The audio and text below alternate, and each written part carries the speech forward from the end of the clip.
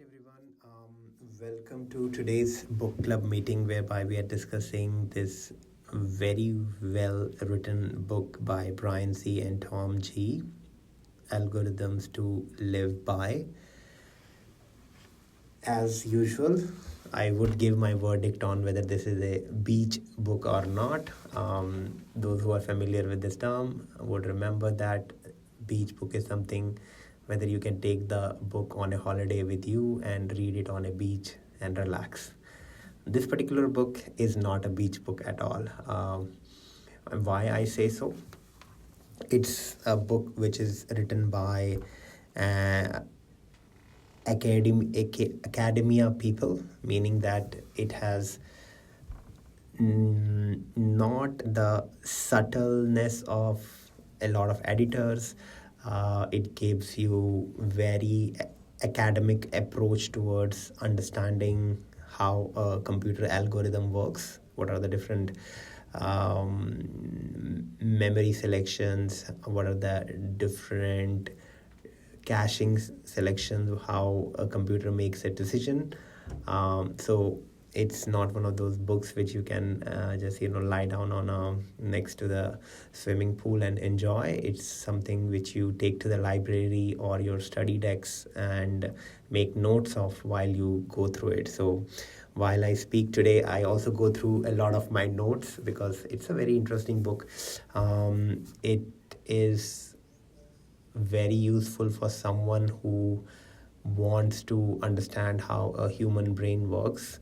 It's very useful for someone who is in a position to make a lot of decisions. It's very useful for someone who struggles to sometimes make decision or gets anxiety while making decision. I'll give you simple examples. How many of you stress out while planning a trip or booking flights? When a flight sale is going on, or when you have to do the permutation and combination of flight and other transportation means. Personally, for me, it's a very stressful experience because you're always trying to see, okay, how can I save additional dollar? How can I do the best route? What would be the best date? You have to take into consideration so many things. If honestly, it will be an engineering level question to ask students to write an algorithm for booking a flight ticket. How a human brain books a flight ticket, because there are so many considerations. You have to see your office calendar, your family social calendar, where you are going, what's your budget, what type of person you are, what the family likes, what you want to do, the activities. I mean, it is extended. I would say it's probably a third year engineering computer science question just to write algorithm of how to plan a vacation, and you have to plan every step and not make any assumptions. It's a huge program. My brother-in-law, who also works in the machine learning area, last year or this year also is working on something similar, basically helping individuals to plan their trip and hotels using AI. So it's a very complex mechanism, and our brains, we do it very easily. Sometimes we get anxious like me, and this particular book kind of helps you understand various aspects of decision making. It helps you understand and make peace with yourself that not all the decisions in the world can be ones and zeros, even though primarily our brains or a computer algorithm actually works or in zeros and ones, but the decision making is a little bit of gray area also, and the computers understand that concept when we introduce probability to it, right? And we have mathematical models which work on probabilities. So the book kind of touches upon a lot of aspect. Depending upon the field which you are working in, you will try to see that, oh wow, there's a lot of more what we can learn from the book and what you're applying in day-to-day basis also. For example, was it chapter 8 or 9 when we were discussing about uh, what was it? It was about the Bayesian rule, how to think like a statistician. And there was one more where it mentioned how history or past events are taken into consideration while making a decision. So very interesting book. Let's deep dive into it. It's do I recommend it for 2025 reading? Absolutely, I do. You once you go through it, you will understand a lot more about human decision making, and it will also help you to make better decisions while selecting, for example, career opportunities, booking tickets, what to eat for breakfast, how to select a partner if you have not already, how to select an apartment, how to plan. I mean, anything and everything. Human minds are making decisions left, right, and center every day from the time we wake up to the time we are sleeping. So, very well written book, written by academic people. So, it is not an easy read at all. I personally went through it over a period of 2 weeks, even though it is just 11 chapters and 250 pages. Usually, book which is written by MBA professor or a corporate tycoon or a corporate leader, and if a book is 250 pages, it is very easy read. But this particular one was I think it took me more than 10 hours to just finish it over 2 weeks, and a lot of times I could just not continue because like I said, it is written by people who are academicians by background. It's a tongue twister for me.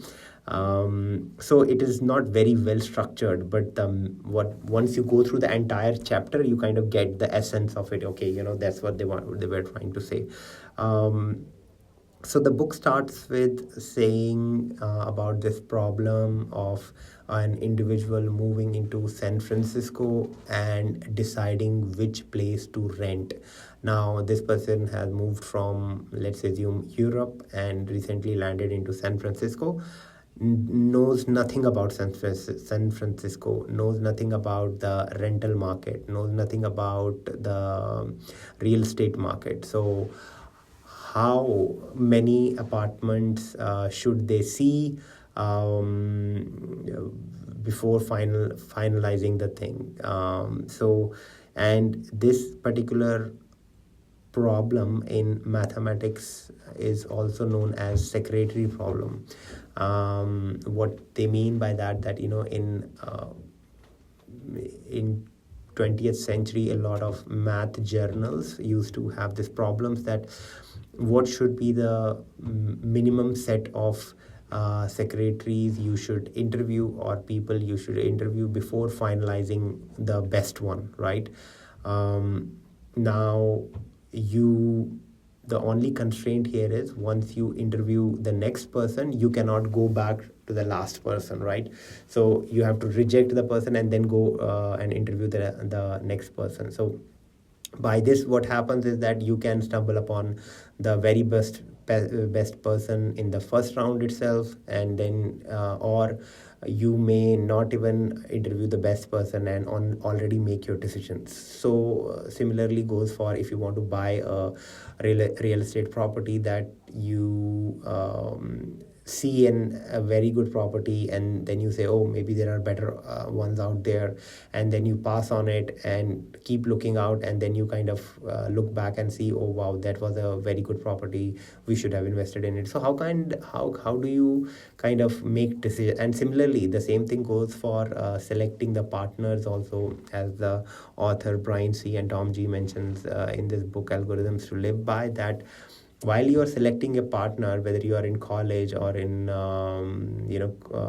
in a working life already, how do you select a partner, and when should you start looking out, how many people you should date before you finally decide on it? So what the author gives an anecdote is that you need to at least have a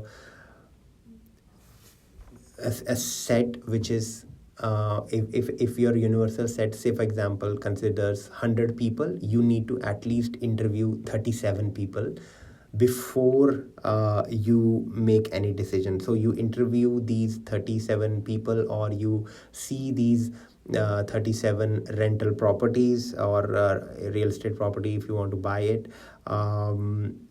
non-committantly, right? You're just exploring options. So you just go out there with your real estate agent, and just in the San Francisco area, you're browsing 37 properties minimum, if your whole set is 100, and then kind of and after you have seen 37 property, it means that you have a good amount of information to make a very informed decision.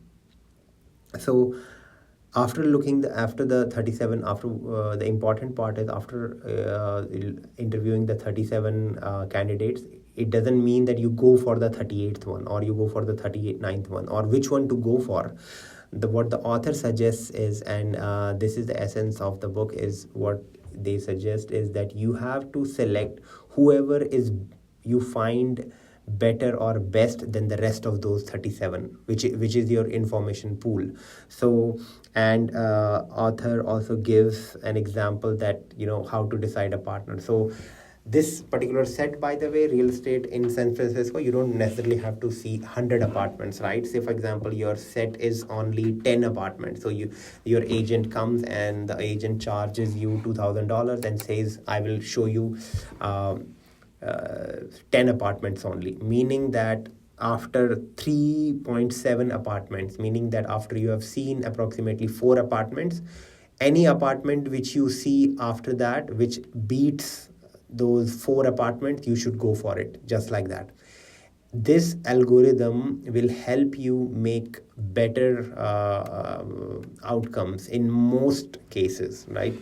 And by the way, this application is in a scenario whereby you don't have any idea of the real estate market at all, in that particular scenario, right, where you don't have any information.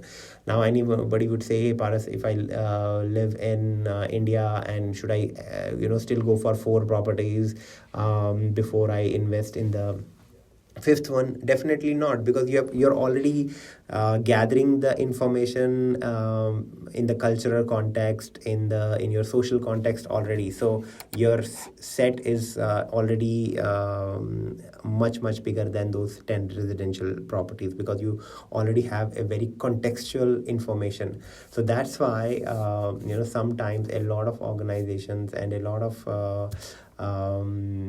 corporations, they try to pick up people who live in that particular countries. So for example, if you have to get a sales executive in Australia, you'll probably want someone who is an Australian, because they already have a context of that particular culture and social landscape already. So that's what he says. And if like I mentioned, I will give you an answer on how to have a better outcome in selecting a partner. So he says that if a person starts to look out for a partner from the age of 18 to 34, the approximate age or the optimum age of selecting a partner should be around 24. So before 24, you should be non-committently exploring options, talking to people. And after once you are 24.7 or 24.5, it means that any person you meet who is also willing to, by the way, is interested in you and is better than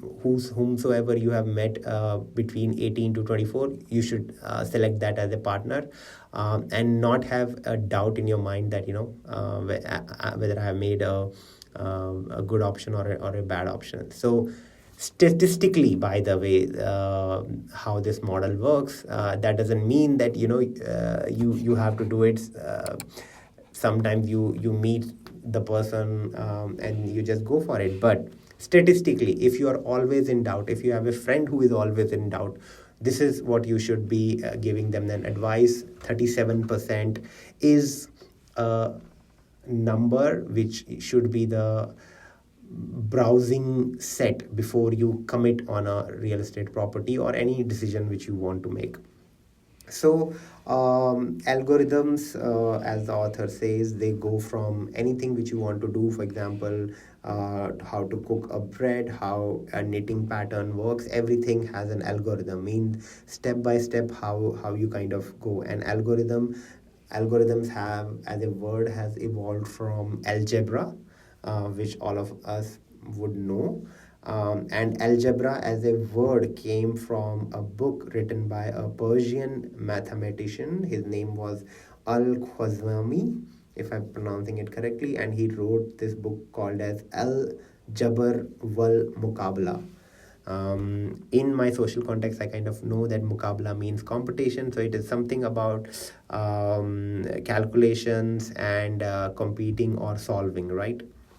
So Al-Jabr was the name of the book. That's where the word algebra came from, and that's where the word algorithm came from. So, but now we go through the individual chapters. But what the authors, in essence, also are saying that in the real life, when you're tackling problems and tasks, it requires you to be comfortable with chance, and sometimes you have to trade off accuracy using approximation, and you need to be comfortable with it.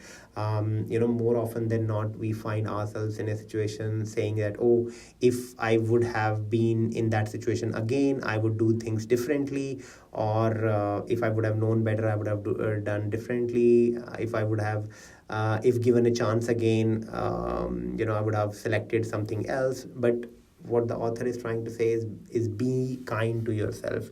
Looking back, we can all make patterns. All of us work in finance, so we are very close to the example which I will be giving is the stock prices.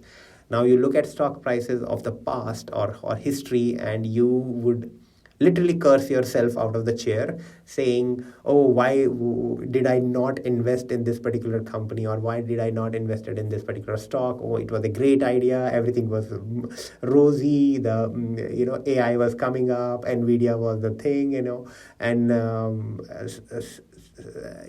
things like that. But the thing is that looking back, you can always make patterns. It's similar to looking at a cloud and forming a animal or a shape out of it, because you are trying to find a pattern in a thing where there is none. And looking back, you can always say, because you have the information now, so you can you're putting, it's almost like confirmation bias, that you're putting the information which you have into the pattern and saying that, oh, the information was already available. No, the information was not available. The world was uncertain back then.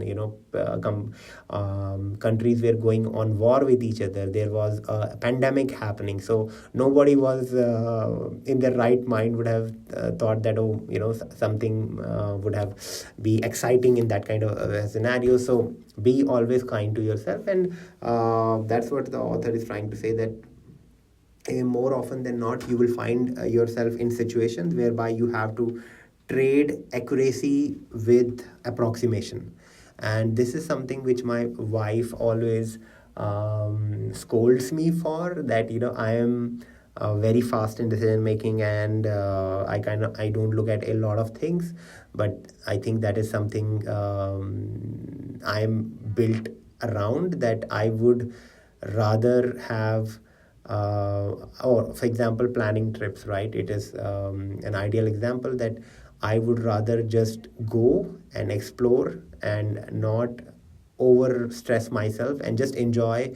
And I'm okay to skip that beautiful spot which everyone is Instagramming, or I am okay to not eat at a restaurant which everybody is Instagramming about, or by rather spending 5 months before my trip running chat gpt models of finding optimally doing everything. So it is person to person. Some people are okay with trading off accuracy or the best results with their time, right? It's you individually also need to decide. Say for example, you want to buy a property or invest in something. If you are spending like 6 months of your time analyzing a particular stock, and it gives you 5% or even 10% or 20% results, is it really worth your time? You could have used that 6 months of your time, spent it with your family, or learned a new skill. So you need to take a decision for yourself. What kind of trade-off is what you are comfortable with?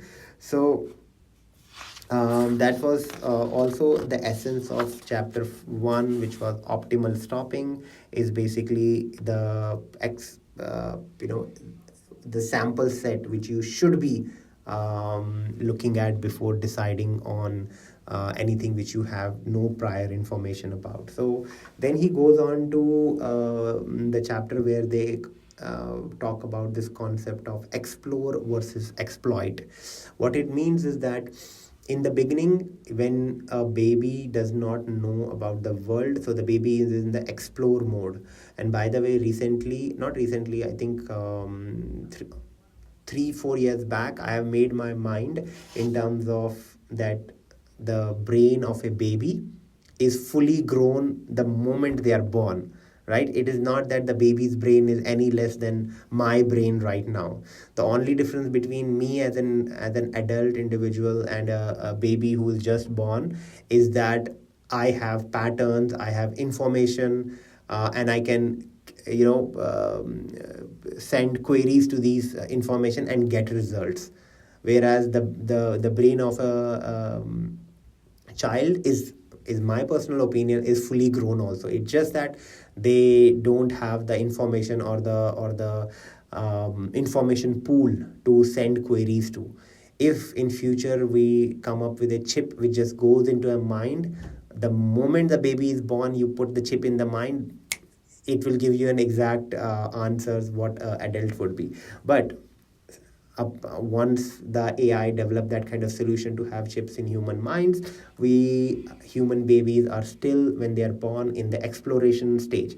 It's the same thing when you are deciding on a career, when we all were in our teenage, except for Indian people who are always given choices to be either a doctor or an engineer. People do explore in terms of what kind of spectrum you should be looking at in terms of career opportunities. And I look back now that in India also we are giving that spectrum of choices to the next generation which is coming up. But back in the days, and I believe that it is a lot more true for a lot other cultures as well, that there were safe options, and not a very less of exploration was happening. So exploration is a phase whereby you are gathering information, and the exploit one is, I mean, there is a negative tinge to the word exploit, but what it essentially means is that you are using your existing resources rather than looking out for the new ones. So babies take years to be competent and autonomous, because that's what human babies are, evolutionary evolved. Whereas a giraffe, I mean, if you say for example a human baby takes approximately 18 years to get battle ready for the workforce or corporate life or their life in general. 18 years for feeding, school, college, whatnot. 18 years. Whereas a giraffe baby is born in a jungle or and is kicked the moment they land on the ground, which also they fall, not land. So the giraffe baby falls on the ground, is kicked by the mother, and is ready like that, because there is a threat of a tiger or a fox coming and eating the gazelle baby. And human babies still need 18 years of evolutionary safety, information feeding before they can actually decide about life. So there's a difference between how human development takes place. What it also means that it is quintessential for us as parents and being in society to give that kind of platform, because that's what evolution is demanding from us. Once a human baby is born, we cannot expect the same kind of treatment what is happening in the wild.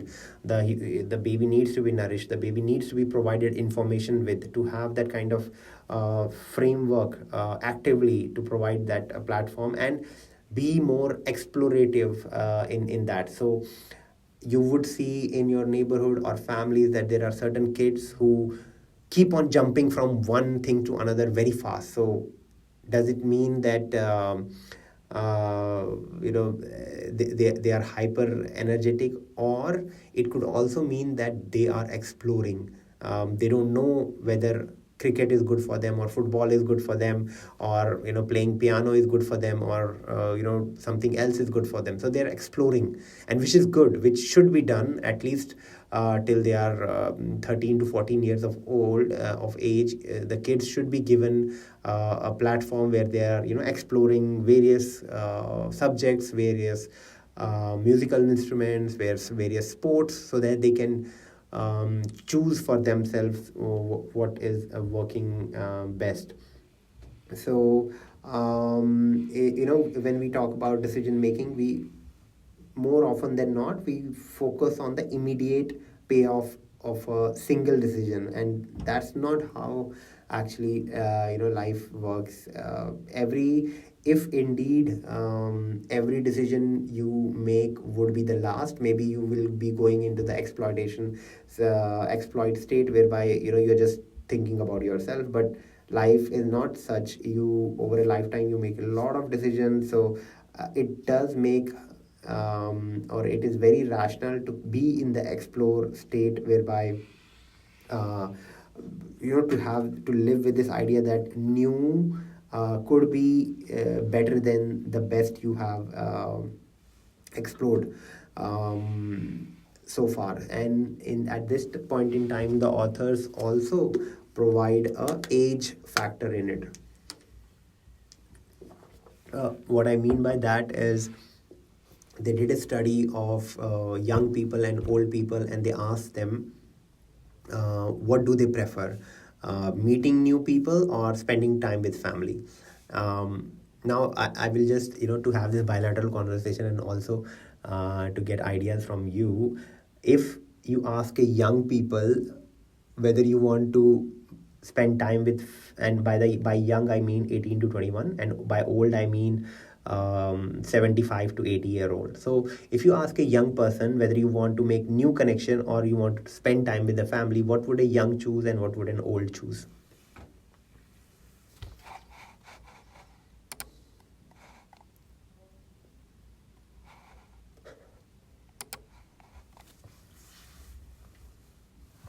What would a young person say if you ask them, you want to make new connections or you want to spend time with the family?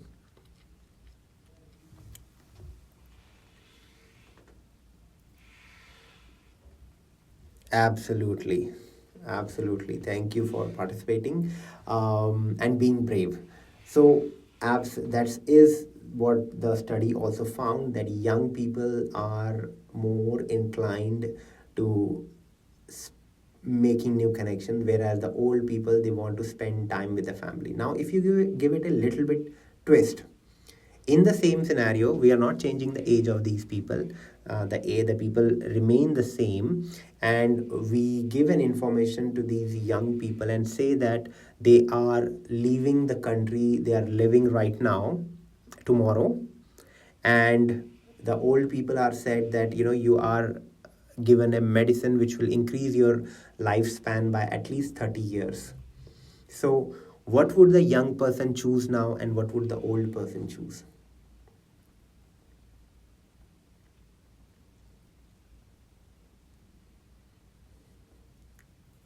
Reverse. Young will choose now families, and old will now choose to explore new possibilities. So what this teaches us is that let us be kind to our kids as well as our parents, because we are in the middle right now, right? So if a young person is wanting to spend time with their friends over a family dinner, to give them this particular kindness in your heart, that they are in that exploration phase. Whereas if an old person wants, or your mother and father, or your uncle or aunt, they want to have lunch with you, or want to spend time with you, do be also kind to them, that they are in that exploitation stage, whereby they want to, and I know this kind of word has a negative tinge to it, but they are in that stage where they have seen a lot of it, and they now want to spend time with the best people, right? So they want to really have the best of their time. So very informational context in terms of understanding the world around us. And then the authors, they go into the chapters which talk about sorting and caching. So what does sorting mean? Sorting means is that if any one of you has taken computer algorithm classes in your graduation, or through interest would have studied about programming anytime, there are a different mechanisms of how information is stored in a algorithm, and how a algorithm does the or stores information, right? A simple example could be a primary level question of placing in increasing order or placing in decreasing order. A human brain without any, I don't think we have to do a lot of calculations to see how to sort numbers within. An adult will just look at numbers and start placing them already. But when a primary one, 5 6 year old kid, when they first time they do it, they would find the smallest number first, write the smallest number, then go see what is bigger than this, and then write the number which is bigger than this, then that. But if an adult has to do the same thing, the adult can immediately see, okay, the first number and the last number, write these two, what is in the middle, and then start placing numbers in it. So based upon that, there are different sorting mechanisms in the computer algorithms. They are called as bubble sort, insertion sort, mega sort, bucket sort. There are, it is, the list is huge. Heap sort, quick sort, and based upon the type of information and the data set, it can be an exchange, insertion, selection, merging, partition, a lot of different approaches to take while storing this particular information. And a real life example could be a rugby league, or a chess league, whereby you have these 800 kids who are coming in and participating in a chess tournament. How do you decide who is the first and who is the last? And you have to rank everybody, and how many matches you have to play between. So there are different mechanisms whereby exploring these sorting mechanisms, which is a chapter in itself, understanding which is the best optimal case for which type of sorting you should be using. But interestingly, there's this concept of caching, which I personally felt that we should talk a little bit more on. Is what does a cache memory means? Anytime, if any one of you have been involved in purchasing a mobile phone, which all of you have would have been, or purchasing a laptop, or more interestingly, if you ever have bought a computer for yourself, one of the things which you consider is what is the RAM of the computer, what is the memory storage capacity, what is the processor. And why we do that is probably to see, for example, an Intel i5 or Intel i7 or Intel i9.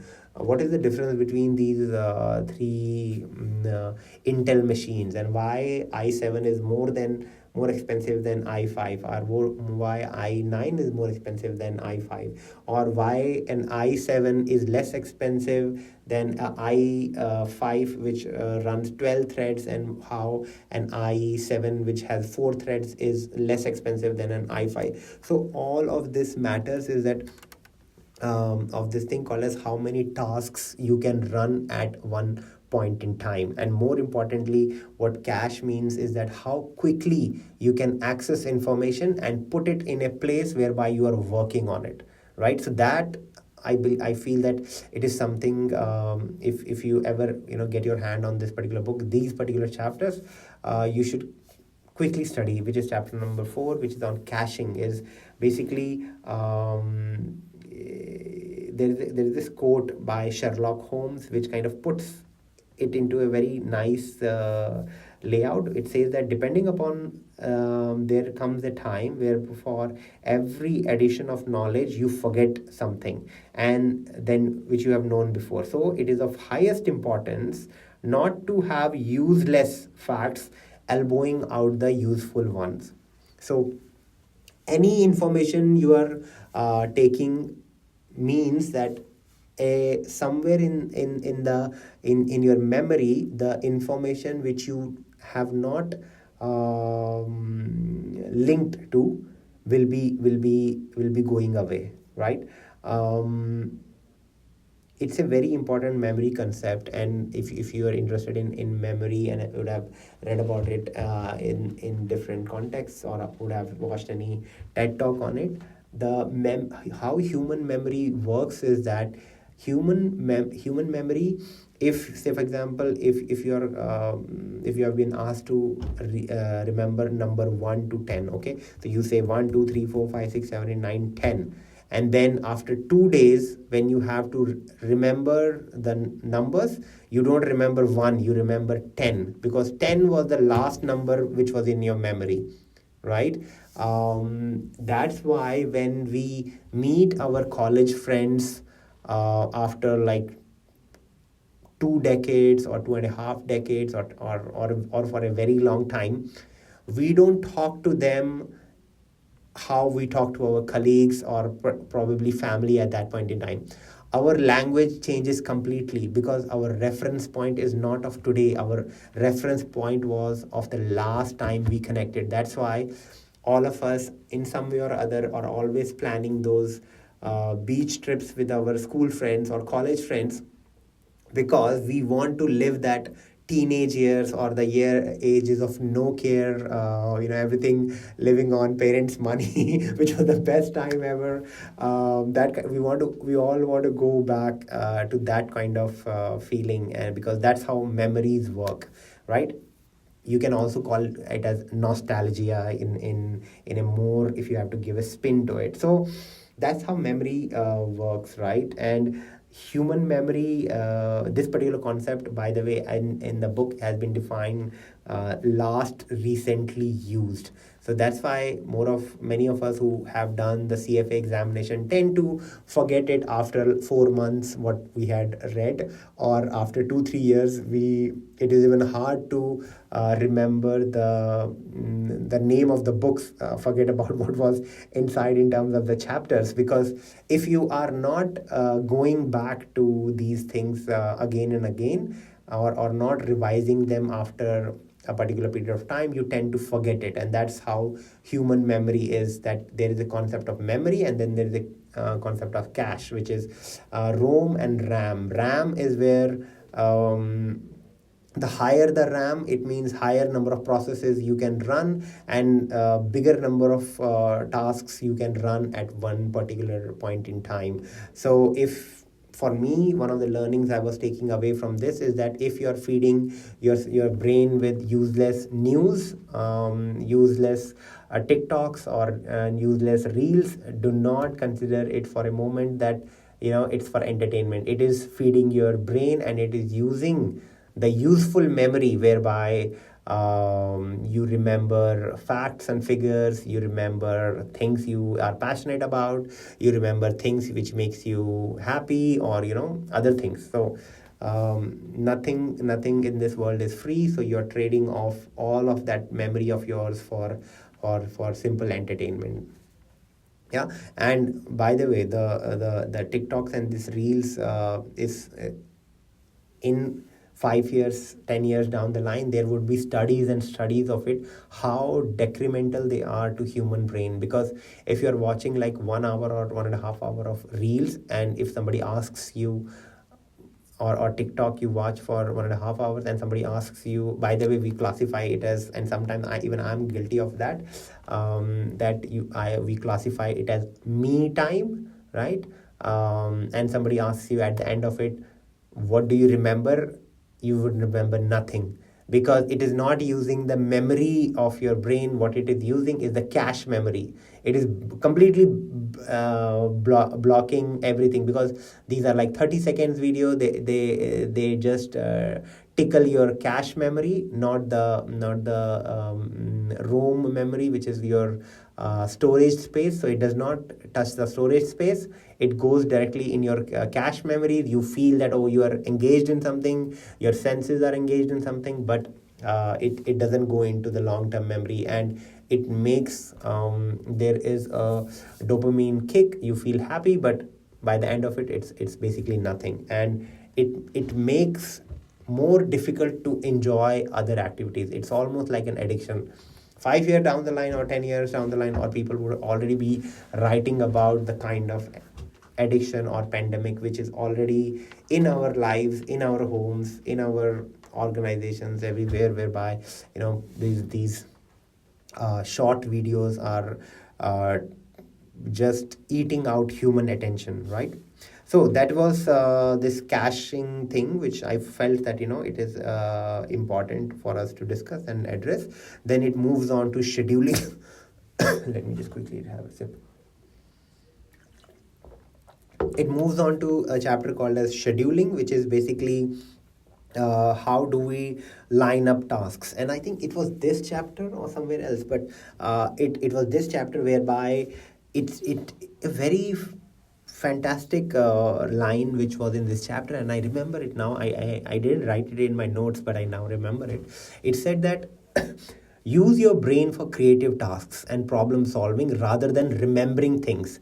Remembering things, you can just put it in a to-do list, or in your Excel somewhere, or create a Jira, or whatever tool which you are using. Use or for example, all of us have Teams. You can use a Kanban board to put down things which you need to do, but use your brain for problem solving, or how to work on it, or different things. So I thought that was very interesting. All of us should have a to-do list, rather than just rely on our brain to remember the birthdays of our partners, to our spouses, to our parents, to what is the urgent priority tasks which has been assigned to us. So have a task sheet. Very important things. One of the things which you can take away from mid of this book, and then there in this scheduling book, the author says that there are various books which have been written on time management, because scheduling is a time management. There's this book by Brian Tracy which is called Eat That Frog, which means that once you wake up in the morning, you eat your frog first thing in the morning, meaning the biggest task which you have to do, you do that first thing in the morning, and then after that it's all downhill from there. There are different there is one another book which is called The Now Habit, which means that you should be prioritizing your social first, and then fill it up with the work tasks in between. And now with especially after pandemic, the work from home and the flexibility which various organizations provide, it is more practical now than in past to design kind of that kind of thing.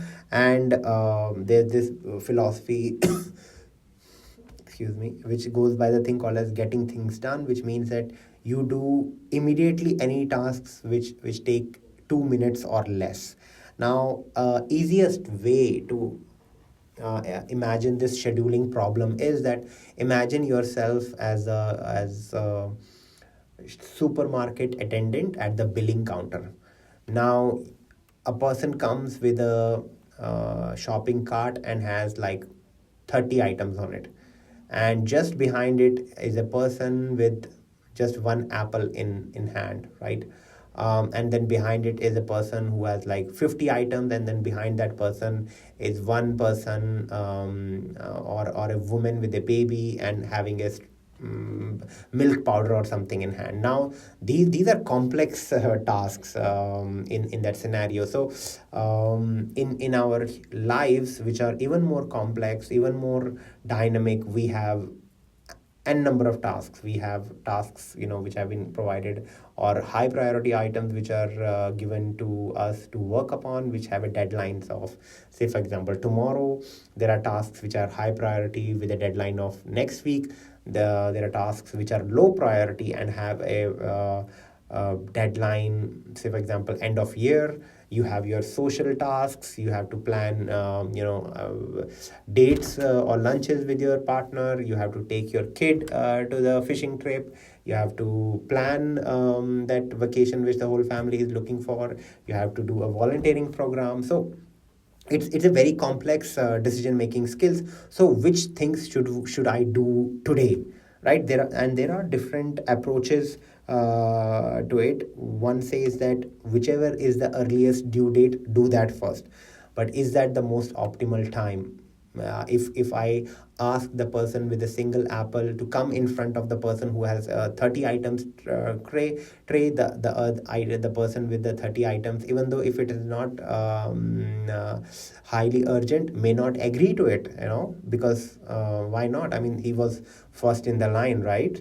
And then there are philosophy which is like, shortest processing time.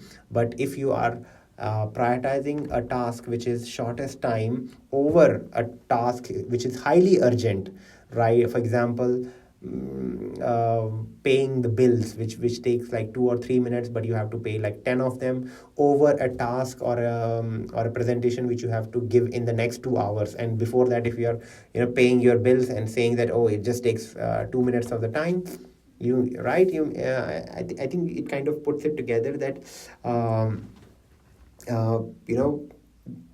you cannot just go by a single philosophy. You have to see and judge based upon, and that is where the context play a lot into it, that you have to analyze the context of what the situation is. And by the way, there is this phenomenal input which I think I can give it to you. It was written in one of the books which I read in past, is that how to balance this kind of thing. If there is an urgent office task over a date which has been planned with your partner for some time, and your boss calls at 5 p.m. or 5:30 p.m. asks you to sit for a project or something, right? How do you balance that kind of situation? Should you go for the task, or should you go for the date and say no to the project? So an example which was written in the book was that life does not happen in single instances only. You have an equity which you build with people and teams. You have an equity which you have built with your partner. There is an equity which you have built with your manager, right? You can assess what equity. So for example, if you are really running low in terms of equity with your partner, you might want to consider saying to your manager or boss, or whosoever, or the project, that let's prioritize it tomorrow, because I really have an urgent appointment which I cannot miss. Whereas if you go on dates with your partner every week and you kind of have that understanding and the equity is right at the top, and you don't need to worry about, and on the other hand, this is really urgent, cannot miss timeline, you may want to then prioritize the particular task at hand and cancel on the other social appointment. So this is something which context brings into while deciding on, and this is why human brain will always have an upper edge over an AI. The context is a big thing, right? So I think that was interesting take on type of on what needs to be scheduled. I thought it is really important for us to kind of see it closely, and then the author kind of moves on to sorry, I don't know why am I coughing today. The author then moves on to this model of overfitting, which means that uh, overfitting basically means that when we learn too much from the past data and make poor prediction. By the way, when in the beginning I kind of mentioned something like this, that and in risk management we have models which work on this concept of historical simulation, meaning that we would analyze the past 20-30 years of stock market and see and try to predict what can happen in future, right? The author says that it could be a problem in a scenario whereby an extreme black swan event happens. By the way, this term black swan was I don't know who coined it, but it was used by Nassim Nicholas Taleb in his book called as Black Swan, basically meaning black swan is a thing that in olden times people in England had not explored much, so they thought that swans are only white, and a black swan does not exist, so they would, it's a metaphor of a black swan, meaning it cannot happen. But eventually somebody went on to the outreaches of Australia or New Zealand and they found the black swan, and that's how the term got coined. So meaning that if you rely too much on the past and make poor predictions of the future, say for example you invest in a property saying that, oh, the property market is booming, it has been booming for the last 10 years, it will continue to boom, you may want to reconsider that kind of strategy, that do not over rely on past. I think most of the mutual funds or advertisements are out there, they always say that past information is no guarantee of the future performance, or something in that kind of thing. So if something sometimes that the model may not be wrong, it's that it is too right and the situation itself is not correct, whereby we are trying to apply it. So then they kind of move on to towards the end chapters of this particular book, which is termed as relaxation one, whereby you need to give yourself a little bit of break in terms of going for the best, right? Some of us are like, oh, or maybe less, that we would spend, or some of us would spend 4 months planning a trip, which, by the way, if you are a big fan of it, good for you, but some of us may not want to spend that kind of time just to be at a place where everybody is going and stuff like that. So sometimes the problem is basically too complex, and in such cases we just simplify the constraint and say, oh, let's just go for what is good enough solution, right? It could be like planning a wedding of 200 guests, with you have budget constraints, you have venue rules, you have to take a lot of this into consideration. So you may not want to take the fastest route, or the mathematically the perfect one. You may want to choose the decision which is perfect for you, right? It goes on for selecting your career, selecting your partner, selecting a real estate opportunity, or for that matter any or decision which you want to take. So be comfortable understanding the constraints which you have while making that decision is the central idea of this particular thing. So one of the things they say that in computer models or decision making principles in the organizations or corporate offices, sometimes including randomness also helps to be more fair. I'll give you an example of balloting system while selecting a school.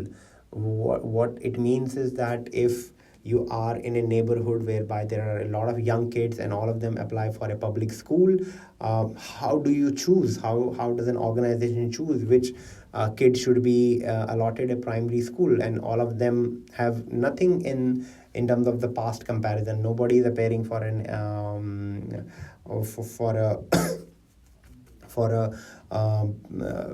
entrance examination for a primary one. So how do you select? So that is where you introduce randomness. You just say, we will put all the names in the chit, we will put it in a box, we'll take out chits from the ballot, and that's how we will decide, and everybody would be fine with it. It is not strategically thought or calculated one. It is just introducing randomness, and sometimes it is fine, sometimes it is fair, even more than using an algorithm to decide which one you should be picking, because it just introduces fairness into the system. So that is also something which we need to be mindful of. And there are two more chapters, but I think I will just pick up the one which is on the game theory, because so it says that game theory means that how two people are making decisions even though they have a context in the past, but how do they make a best possible decision is so there is this prisoner's dilemma, which is a very famous example taught in leading business schools and stuff. What it means is that if two partners in crime are taken in for interrogation and they are placed in two different rooms, and you tell each of them separately that, oh, the other guy has already agreed to help us and he is giving you out, so you tell us the facts. So because of the less time, I will just give you the solution. The best possible case in a prisoner's dilemma is that you do actions or you say things while trusting that the other person will also do things in your favor. And sometimes it happens in organizations also, Pepsi versus Cola, or price bidding wars, or very competitive market. You just introduce prices of your products saying that, oh, the other person will also be fair enough to pricing their product, so that the overall industry can also grow. So these are like I said, it's a book written by an academic people, so it is not one of the most structured or soft language books, but it's a very good book in terms of understanding how decisions are made and how computers make decisions, and how and what humans can learn from it. I enjoyed this session and reading the book and having this conversation with you all today. I hope that you all had a little bit of fun today listening to it and are learning a little bit more. Thank you so much.